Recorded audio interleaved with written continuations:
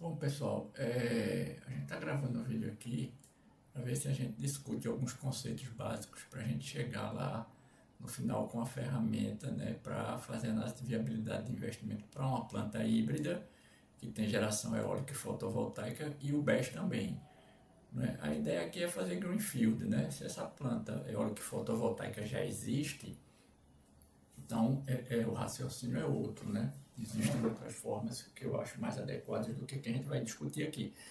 Então, o que a gente está discutindo aqui é, né, preparar todos esses conceitos para depois levar para um programa em Python, né? Para que ele possa fazer essa análise de viabilidade de investimento.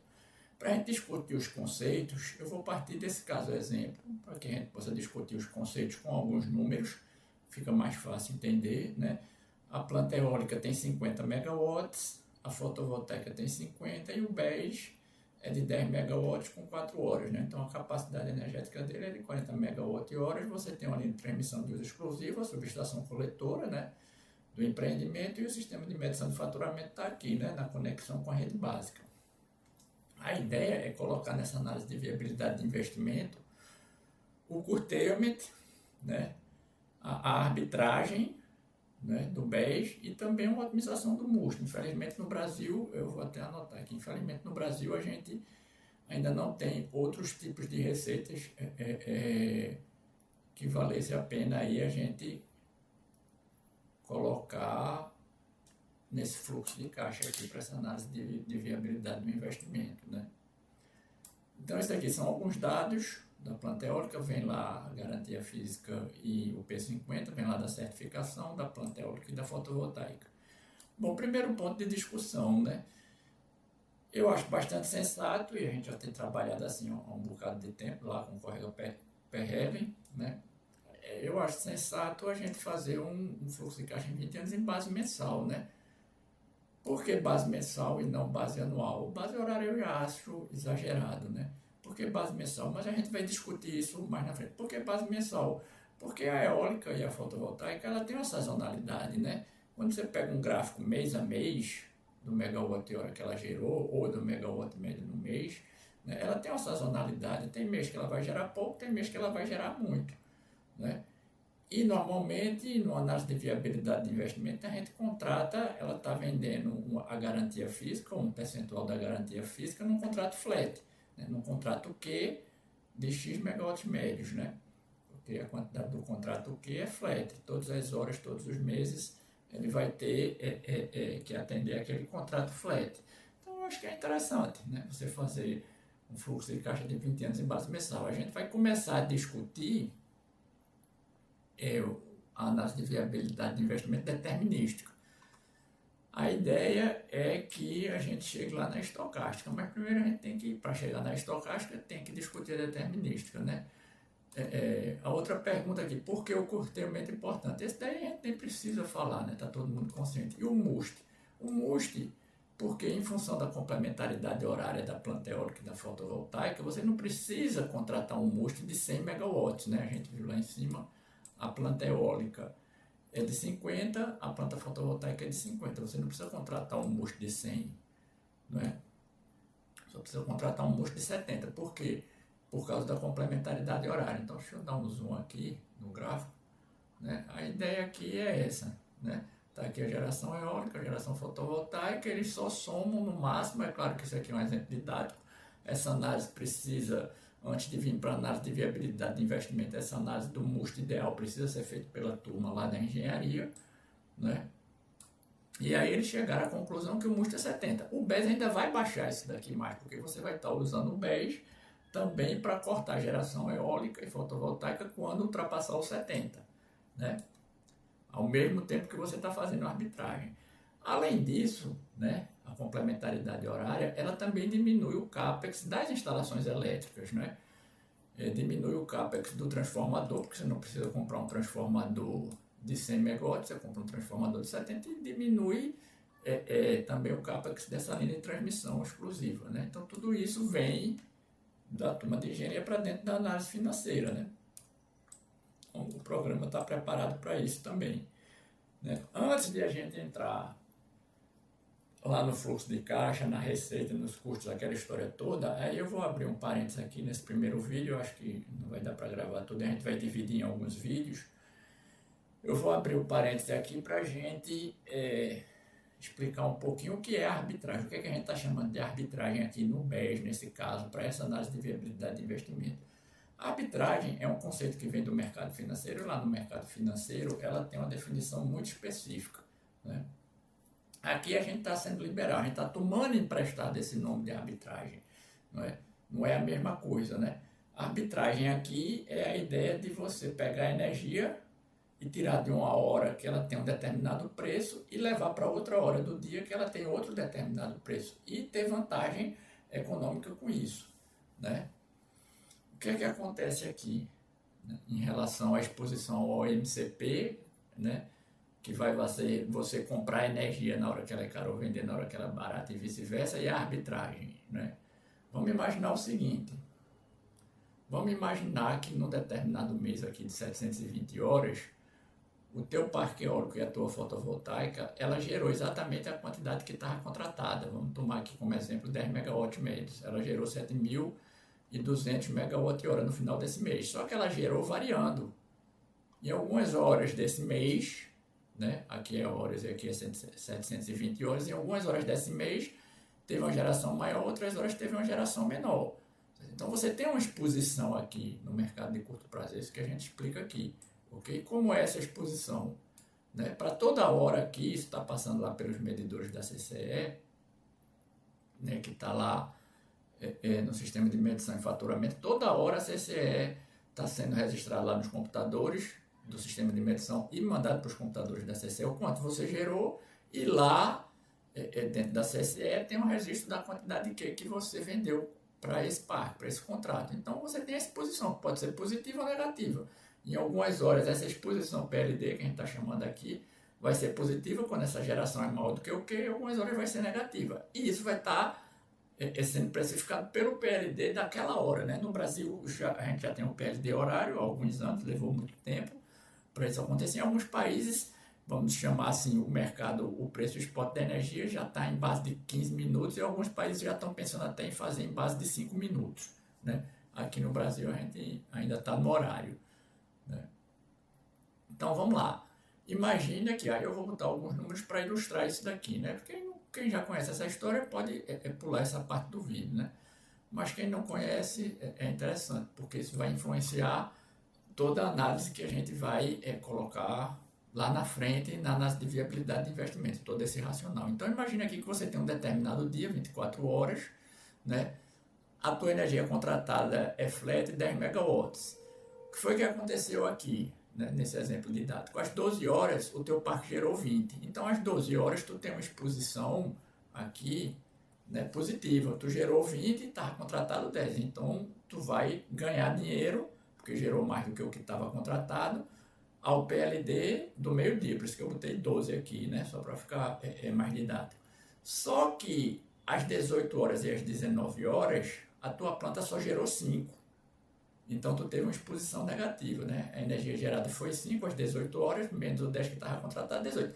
Seguindo o cálculo e levando em consideração um PLD ao meio-dia de R$50 por megawatt-hora e um PLD às 19 horas igual às 18 horas a R$600, tu vai ter nesse dia, apesar de tu ter gerado a energia de 10 megawatts médios, né, tu vai ter uma exposição negativa.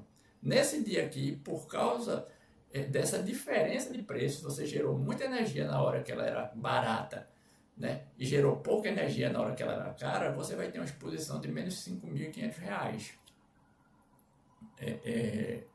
para esse dia. Mas você gerou exatamente o contratado, né? Você pode ter gerado no mês exatamente o contratado, mas você pode ter uma exposição ao PLD, né? Exposição tanto positiva quanto negativa, certo? Esse é o exemplo didático aqui para explicar esse conceito.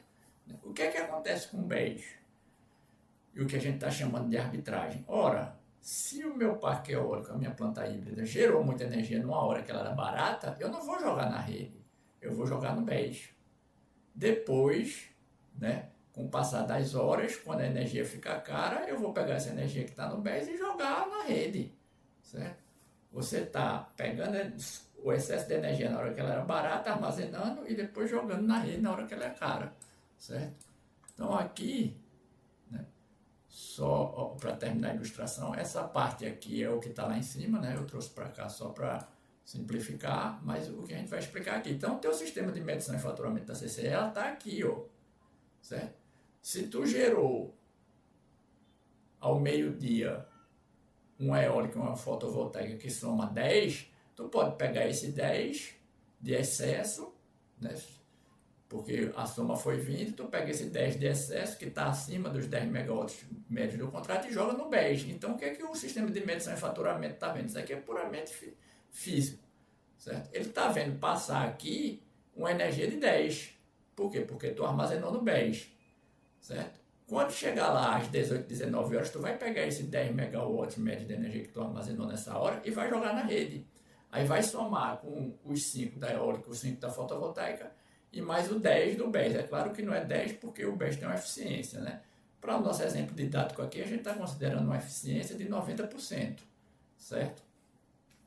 Então, o que o BES vai gerar com o 10 que ele armazenou ao meio-dia, quando ele for gerar às 18 horas e às 19 horas, ele só vai gerar 9, certo? Porque toda transformação energética tem perda, né?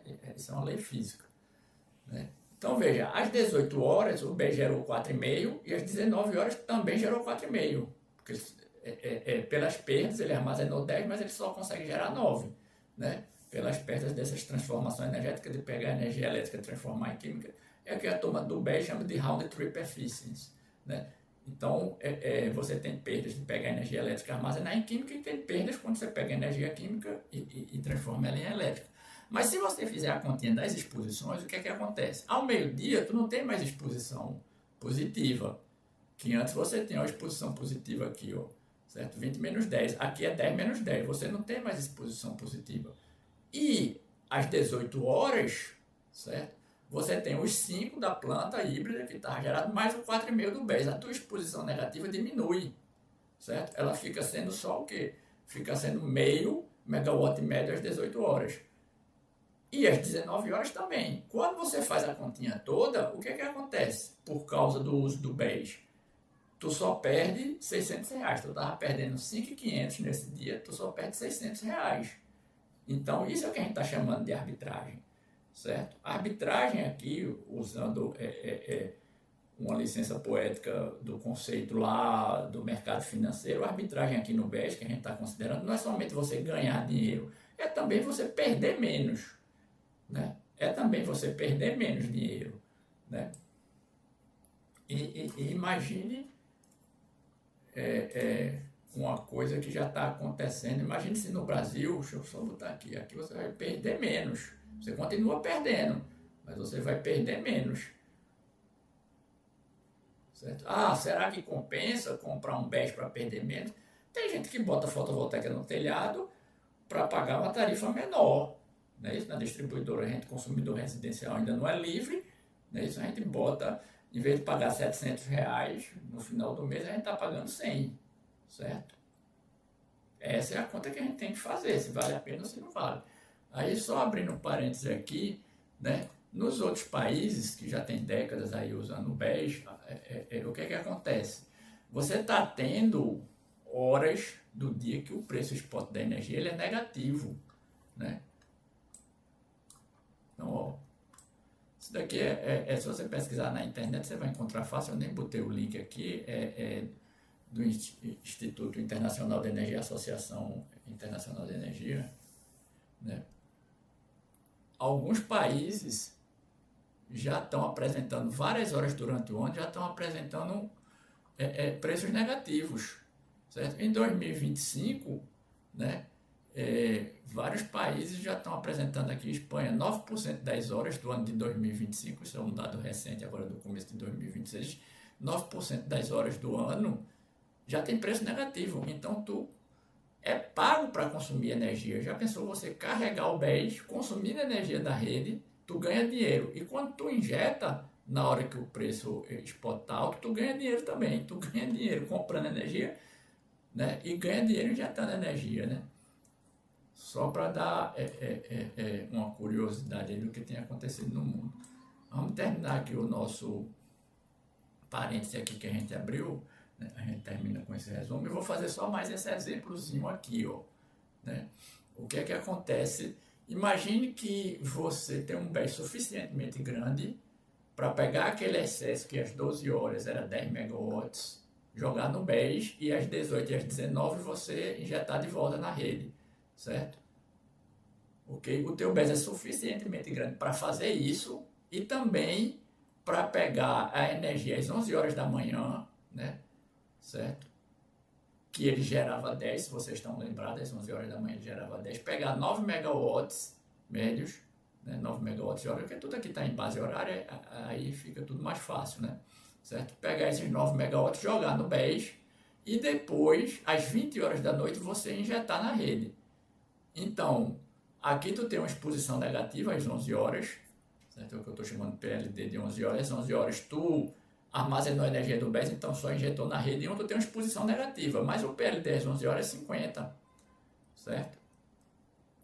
E aí você tem essa exposição negativa aqui. Só que às 20 horas, por isso que eu estou chamando PLD 20, você injetou. É claro que tem a eficiência do BES, você está só injetando 8,1 do BES mais 10 da planta híbrida, você injetou 18, está aqui o 18. Menos a quantidade contratada, com PLD a 600 você ganhou, né? Então, ó, a gente fez um exemplo didático,